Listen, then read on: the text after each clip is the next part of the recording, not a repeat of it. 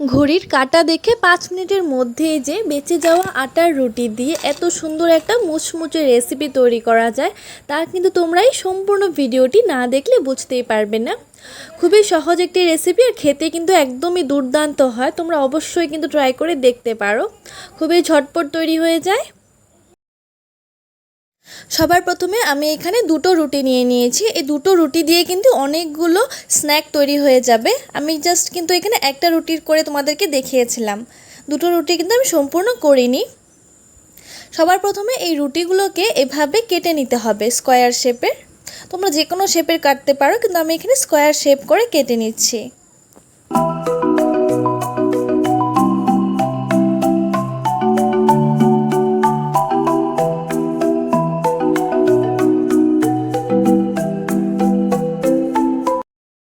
সবগুলো রুটিকে আমি এভাবে স্কোয়ার শেপ করে কেটে নিয়েছি। এবার অন্য আরেকটি বোলের মধ্যে সবার প্রথমেই দিয়ে দেব 1 থেকে 2 টেবিল চামচ মতো ময়দা। খুব বেশি ময়দার এখানে প্রয়োজন হবে না, সামান্য পরিমাণে একটু ময়দা দিলেই হবে। তারপর এই রেসিপিটাকে মুচমুচে বানানোর জন্য এর মধ্যে দিয়ে দেব 2 থেকে 3 টেবিল চামচ মতো চালের গুঁড়া। তোমরা চাইলে কিন্তু চালের গুঁড়ার পরিবর্তে সুজিও ব্যবহার করতে পারো, যেটা তোমাদের কাছে অ্যাভেলেবেল থাকবে। সাধারণত রুটির মধ্যে কিন্তু কোনো টেস্ট নেই, সেটা সাধারণ যে আমরা রুটি খাই সেরকমই লাগে খেতে। কিন্তু আমরা যে ব্যাটারটা তৈরি করব সেই ব্যাটারটা যত বেশি ভালো করে তৈরি করা যাবে সেটা খেতে কিন্তু ততটাই ভালো লাগবে। চালের গুঁড়োটা দেওয়া হয়ে গেলে এর মধ্যে দিয়ে দেব স্বাদ অনুযায়ী একটু নুন, দিয়ে দেব খুব সামান্য পরিমাণে একটু চিনি। চিনিটা কিন্তু সম্পূর্ণ অপশনাল, দিলে টেস্টটা বেশ ভালো আসবে। তারপর এর মধ্যে দিয়ে দেব খুব সামান্য পরিমাণে একটু হলুদ গুঁড়ো, কালারের জন্য দিয়ে দিচ্ছি আমি এখানে। দিয়ে দেব 4 থেকে 5টা কারি পাতা কুচি, আর দিয়ে দিলাম প্রায় 1 টেবিল চামচ মতো চিলি ফ্লেক্স। তোমরা কিন্তু এই চিলি ফ্লেক্সের পরিবর্তে লঙ্কা কুচিও ব্যবহার করতে পারো, আর এই কারি পাতার পরিবর্তে ধনে পাতাটা ব্যবহার করতে পারো। তারপর এই রেসিপিটাকে ফ্লাফি বানানোর জন্য এর মধ্যে দিয়ে দিচ্ছি প্রায় 1/2 টেবিল চামচের থেকেও কম একটু বেকিং পাউডার। এটা কিন্তু সম্পূর্ণ অপশনাল, তোমরা কিন্তু চাইলে সম্পূর্ণ স্কিপ করতে পারো এটা বেকিং পাউডারটা। এবার সবার প্রথমে এই শুকনো উপকরণগুলোকে কিন্তু খুব ভালো করে মিশিয়ে নেব।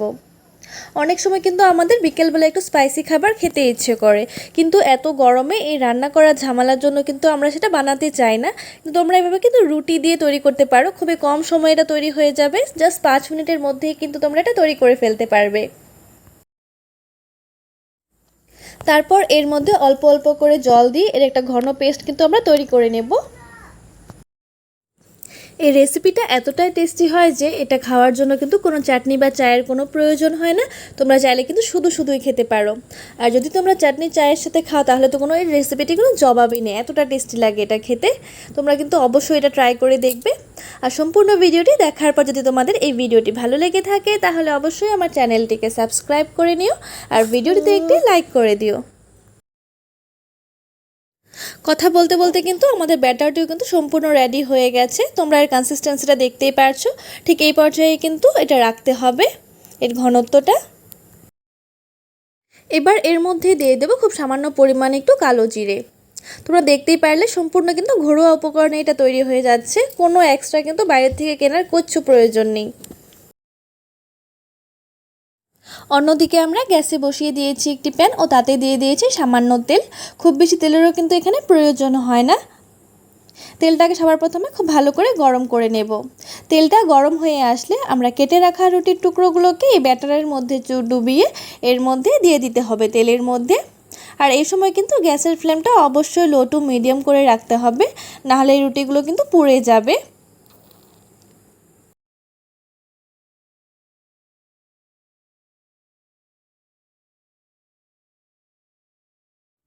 এই রুটির টুকরোগুলো ভাজতে কিন্তু খুব বেশি সময়ের প্রয়োজন হয় না, 1 থেকে 2 মিনিটের মধ্যেই কিন্তু একদম খুব ভালো করে ভাজা হয়ে যাবে, একদম পুরো পারফেক্ট মুচমুচে হবে। তোমরা দেখে বুঝতেই পারছো এটা ঠিক কতটা মুচমুচে হবে, আর খেতেও কিন্তু অসাধারণ লাগে।